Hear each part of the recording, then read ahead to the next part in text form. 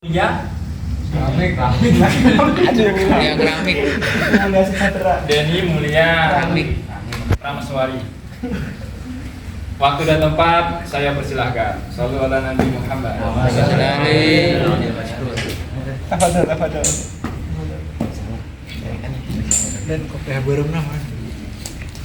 Wih, berem.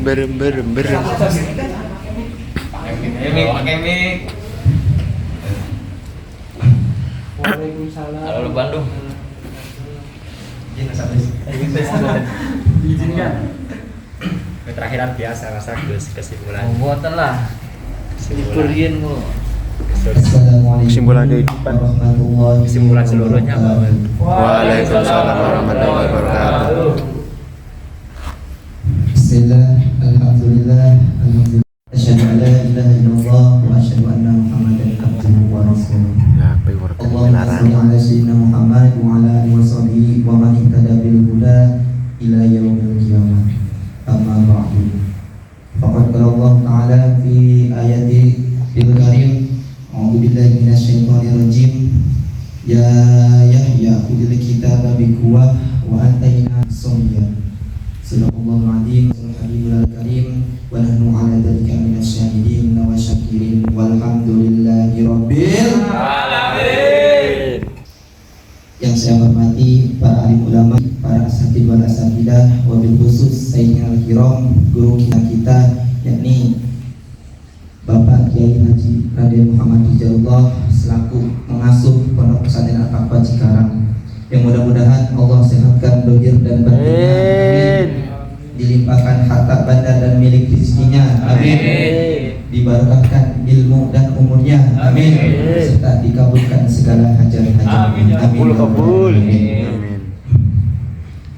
Pertama-tama marilah kita panjatkan puja dan puji ke Ilahi Rabbi, puja yang menjadi penghias raga. Marilah kita panjatkan ke Allah Azza wa Jalla, puji yang menjadi penghias hati. Marilah kita panjatkan ke Allah Rabbul Bijadi, serta sembah syukur mintakan kepada Allah Rabbul Ghafur.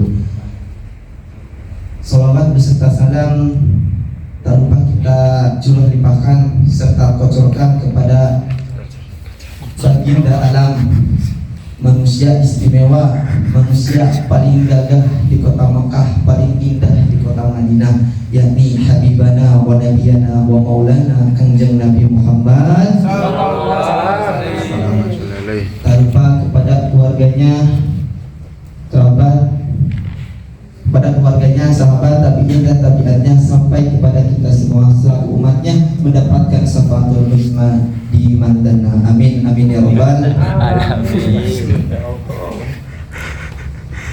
Yang saya hormati teman-teman santriwan dan santriwati, wabil khusus para pengurus, Mas Agus, Mas Supri yang bisa berkenan hadir di malam hari ini, dan teman-teman yang tidak bisa saya sebutkan satu persatu, insya Allah tidak mengurangi rasa hormat saya. Sudah enggak? Berdirinya saya di sini.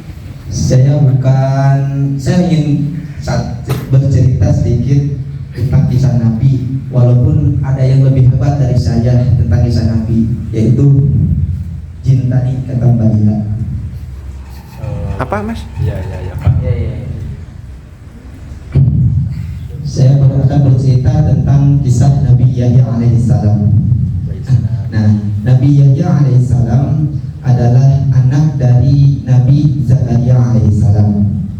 Nah, kelahiran Nabi Yahya alaihissalam ini terbilang aneh, teman-teman. Kenapa? Karena usia Nabi Zakaria atau ayahnya itu sudah menginjak umur 100 tahun dan istrinya sekitar umur 90 tahun, dan mereka belum dikaruniai anak.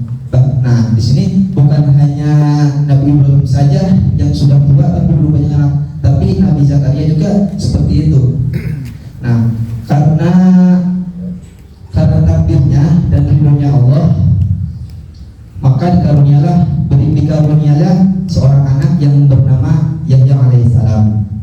Nah, Nabi Yahya alaihissalam itu lahir sebelum Nabi Isa alaihissalam. Jadi cuma beda 3 bulan. Nabi Yahya dulu, baru Nabi Isa. Nah, jadi di masa itu ada hidup 3 seorang nabi, Nabi Zakaria, Nabi Yahya, dan Nabi Isa. Tapi Nabi Yahya itu ditempatkan di Yordania yang kalau sekarang namanya itu Yordania. Nah, kemudian Allah Subhanahu wa taala berfirman, "A'udzubillahi minasyaitonirrajim, ya Yahya util kitaba biquwwah." Dalam surah Maryam ayat 12. Benar Mas Aris? Beres. Nah, artinya wahai Yahya, ambillah kitab itu. Maksudnya Taurat. Jadi pada masa itu kan masih kitabnya Taurat. Nah, maksud dari ayat tersebut dikatakan bahwa Nabi yang alaihissalam itu sudah diangkat menjadi nabi dari sejak kecil. Nah, sedangkan Nabi Muhammad yang kita tahu beliau diangkat menjadi nabi dan rasul itu di usia berapa? Berapa Pak? Nabi Muhammad diangkat jadi rasul di usia berapa? Berapa ya? 25. Nabi Muhammad kan yang kita tahu diangkat menjadi rasul itu di usia 40. Nah, sedangkan Nabi Yahya ini sudah dari kecil sudah diangkat menjadi rasul. Jadi dikisahkan ketika Nabi Yahya kecil itu diajak sama teman-temannya, Yahya, ayo kita main. Apa kata Nabi Yahya alaihissalam? Dia menjawab, silahkan kalian kalau mau main mah, saya mah enggak. Saya mah hidupnya bukan untuk main-main. Itu kata Nabi Yahya alaihissalam. Nah, tetapi yang paling tragis dari yang paling populer dari kisah Nabi Yahya alaihissalam ini adalah yaitu kematiannya, di mana kematian Nabi Yahya ini kepalanya dipenggal, teman-teman, kepalanya dipenggal, kemudian dijadikan sebuah mahar pernikahan. Bayangkan, kepalanya Nabi, seorang Nabi dipenggal, kemudian dijadikan sebuah mahar. Nah, gimana misalnya? Jadi di Damaskus ada seorang raja yang zalim. Dia rakus akan kekuasaan. Kemudian raja ini menikahi seorang janda muda.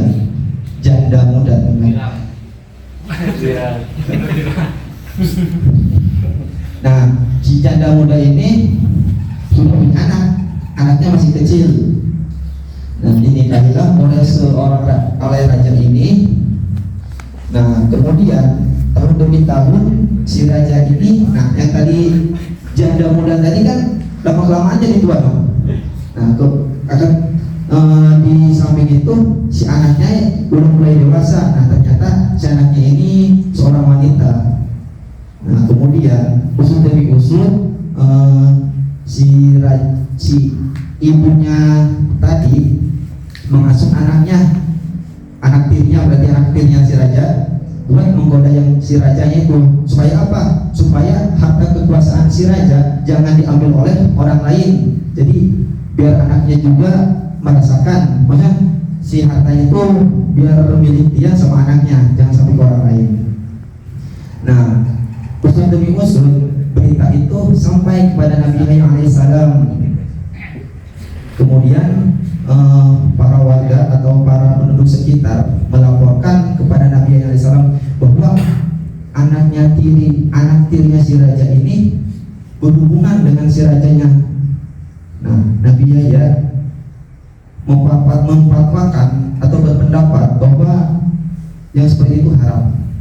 Sama kayak ajaran Nabi Muhammad bahwa seorang anak, masa sih seorang anak berhubungan sama bapaknya sendiri.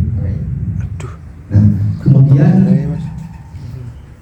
Nabi Yahya setelah Nabi Yahya memfatwakan bahwa itu haram. Nah, si raja ini nggak terima dong. Yang namanya raja kan pengennya berkuasa terus. Si raja ini tidak terima bahwa yang seperti itu dilarang. Kemudian karena ada berita itu, si anaknya ini tahu si anaknya tiri tadi itu apa ya? Kayak kesempat. Intinya gimana? Nah, jadi dia berkata kepada si rajanya, si anak tirinya tadi, kalau kamu ingin menikahi diriku dengan dirimu, kata si anak tadi ke si raja, Iya. maka maharnya adalah kepala Yahya bin Zakaria. Nah, yang namanya raja kan orang yang berkuasa, apapun segala keinginannya harus dikabulkan. Nah, kemudian si raja ini mengutus para pasukannya buat mendatangi Nabi Yahya alaihissalam. Nah, didatangilah. Pada saat itu Nabi Yahya alaihissalam sedang beribadah di Baitul Maqdis. Nah, kemudian Nabi Yahya sedang beribadah, dipenggallah kepalanya, lalu dibawalah kepalanya Nabi Yahya diletakkan di bejana emas, dibawa ke istana.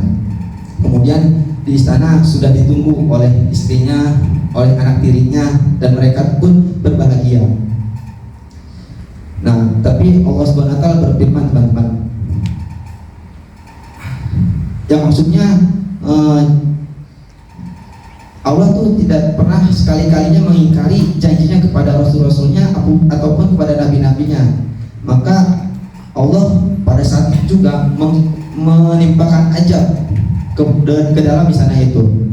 Apa yang ajab diterima oleh orang yang ada di sana itu? Nah, tiba-tiba bumi berguncang. Jadi si tanah yang istrinya sama anaknya itu tiba-tiba terbelah. Nah, setelah terbelah, si istri dan anaknya itu kemudian terperosok ke dalam. Kemudian tiba-tiba bumi merapat kembali dan hanya tersisa kepalanya saja. Nah, pada saat itu orang-orang yang ada di situ baru menyadari, kalian, apakah kalian tidak tahu bahwa yang kalian penggal ini adalah kepala seorang nabi, seorang rasul, seorang kekasih Allah?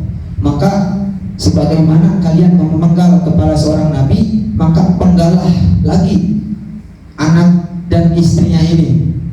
Maka pasukan pun bergegas, maka dipenggallah kepala anak dan istrinya itu. Alhamdulillah min dzalik. Jadi kesimpulannya, nanti masuk film kesimpulannya. Cuma cerita dari. Ya, cukup sekian mungkin. Mudah-mudahan apa yang saya omongkan, apa yang saya sampaikan bermanfaat bagi teman-teman, khususnya bagi saya pribadi. Untuk makola wala tandur mankola. Wassalamualaikum warahmatullahi wabarakatuh. Waalaikumsalam warahmatullahi wabarakatuh.